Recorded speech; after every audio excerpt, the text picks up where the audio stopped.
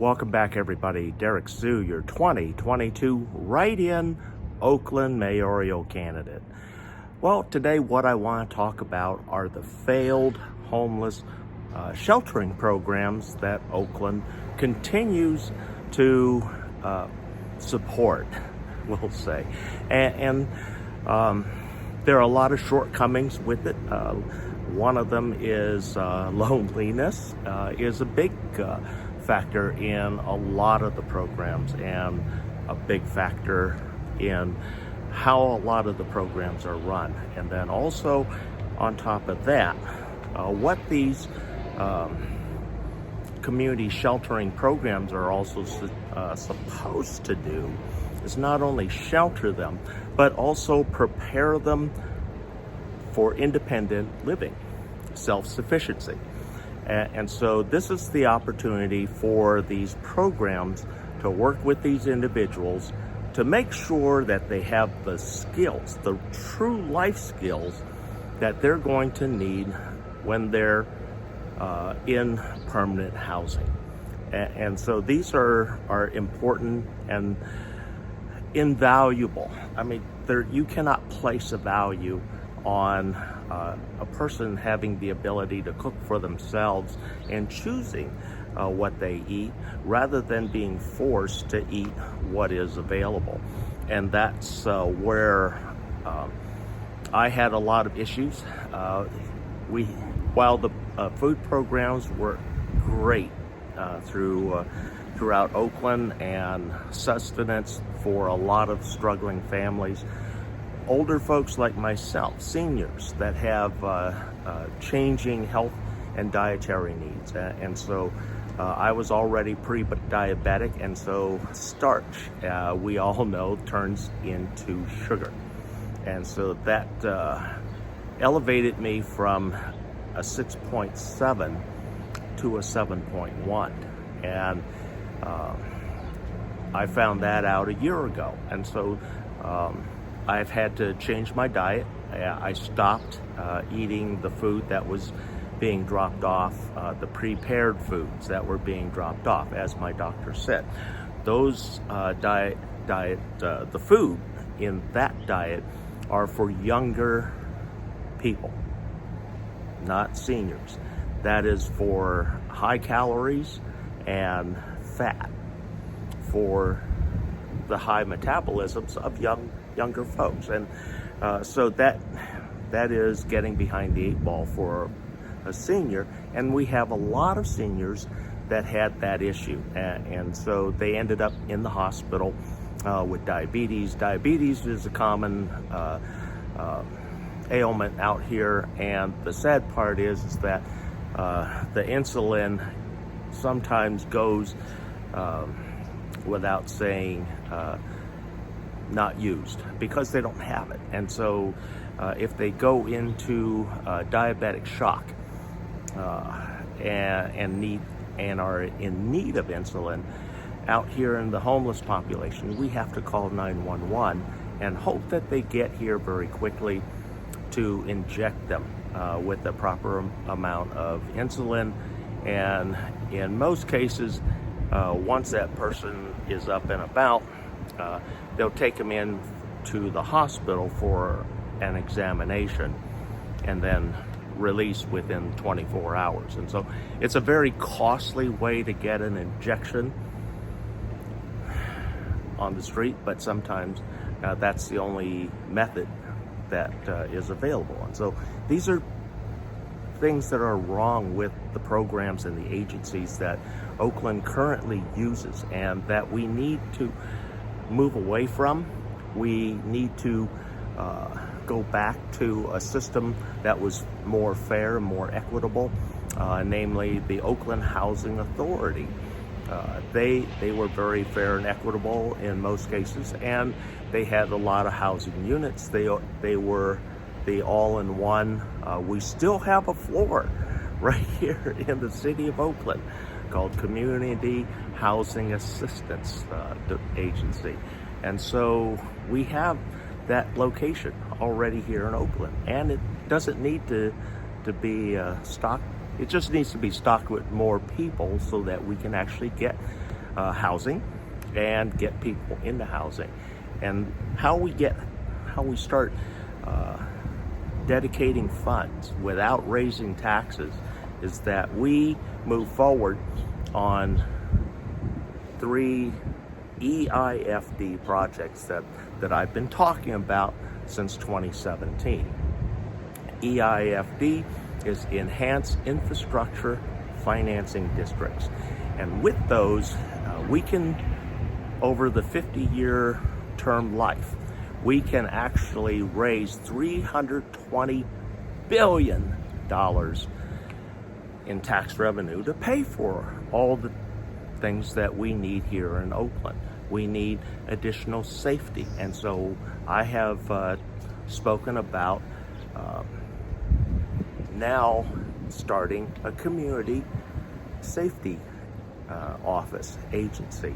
And each office there would be a dedicated office in each district and 60 officers that live in that community. And so they will be more aware of crimes, criminals, and happenings, and live in the community and be armed just like a police officer. They will go through the same training, just that when they graduate the academy, they can go into the community safety office at one of the districts and get free housing as part of their compensation package.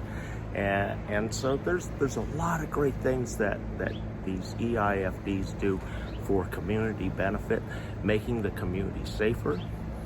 We save the businesses, we save our schools. We are able to now retain teachers because we can provide teachers with zero or near zero cost housing. And that's important. And so we're going to address a lot of different issues. And then also some of you saw when Secretary of Transportation Pete Buttigieg, he was in town and he said that he wanted to see a restoration of neighborhoods from the past. And so what he was talking about is my Highway 980 restoration project, because my grandparents were part of that devastating generational loss of wealth when the city, county, and the state of California stole it from thousands of low-income residents. And they eliminated the very first neighborhood in the city of Oakland, because most of these homes were constructed between 1850 and 1852. 1852 being when the city of Oakland was actually founded. And so they literally stole these properties. Average home prices back then throughout Oakland was between $40,000 and $50,000. And so what they did, they put a maximum value on this eminent domain property and paid the state of California, sent a check to those title holders that own their home and property free and clear, a check for $25,000. And you say, that sounds short. That doesn't sound like market rate. Well, that was what they considered market rate with the eminent domain on that property. And so that eminent domain was devastating to all families, because here it was, my grandparents had that home when they first immigrated on my father's side. They first immigrated from Hong Kong, came to America in 1946. My grandfather bought that home cash back then when they first immigrated. It was one of the older homes. Electricity was just started to come into homes at that time. And so even the streets were still through gas lights, I remember. Because I remember going there in the evening sometimes, and you know, it was a very dark neighborhood because you didn't have electric street lights in that neighborhood. And so they eminent domained all of that. 2 miles, and that became the downtown corridor for Highway 980. And so anyway, we want to restore that. What I've been talking about is building a decking over the top of Highway 980. There are a lot of folks that say, well, we just want to shut it down. We don't want it here anymore. It divides the city and the neighborhoods, and you're absolutely right. But we don't want to, I don't want to insult my family's loss and sacrifice to the city of Oakland and Alameda County, because every one of these families sacrificed generational wealth to make Oakland a better place. My grandparents died with a mortgage after that, and so I want to move forward, and that's one of my EIFDs. We also want to bring in the possibility of the new BART line to South San Francisco. And so that's an opportunity for Bay Area Rapid Transit, the federal government, and the state of California to also throw money into the pot, which makes it even better.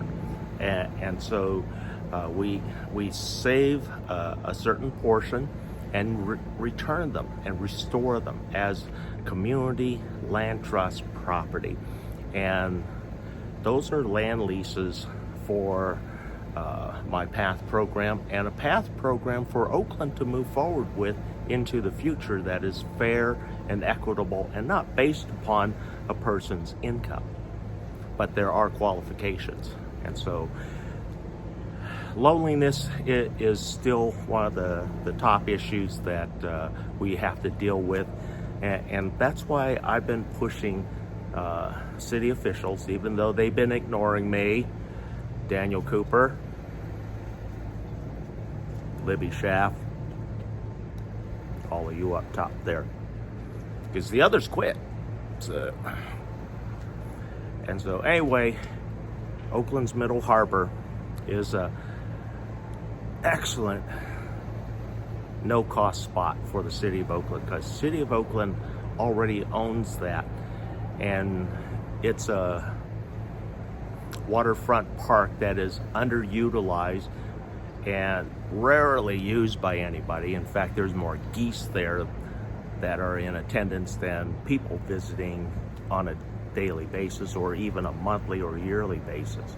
You know, their geese have taken over most of this spot. And so we should be able to move a lot of the encampments, the cohorts. Keep the cohorts together is one of the things. And then that's how we start addressing the loneliness issues, because I still have some of my former residents that are in housing. They come back to visit.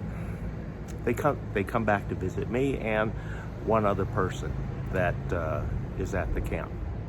And so that's changed now. So we'll see what happens moving forward. But my PATH program addresses loneliness.